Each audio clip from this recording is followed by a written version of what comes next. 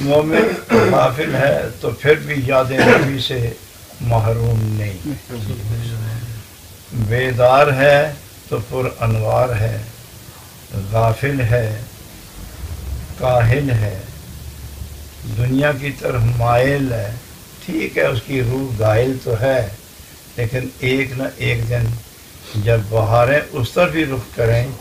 تو پتھروں سے پھول تو نہیں نکلتے لیکن پانی کے قطرے نکل آتے ہیں۔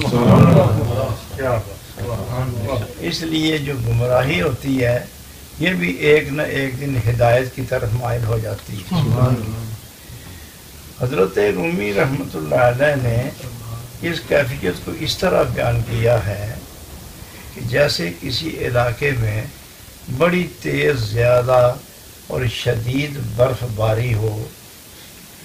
اور کوئی جگہ برف سے خالی نظر نہ آئے،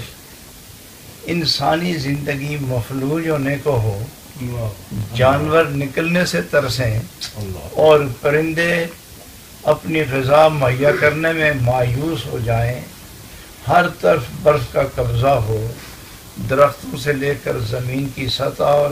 پہاڑوں کی بلندی سے لے کر نشیب تک تمام علاقہ برف ہی برف ہو، تو پھر بھی مایوس نہ ہو کہ بادل ہٹنے کی دیر ہے، ابھی سورج نکلے گا، برف اور سورج کا مقابلہ ہوگا، برف پگھلے بغیر نہیں رہتی اور سورج پگھلائے بغیر نہیں چھوڑتا۔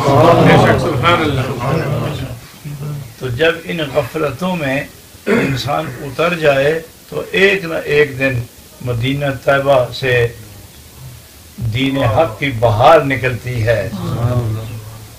یہ جس طرح کہ دھوپ برف پگھلاتی ہے، اس طرح فیضان نبوت گناہوں کی برف کو بھی پگھلا کر سونے کی طرح خالص مومن کو سامنے کھڑا کرتی ہے۔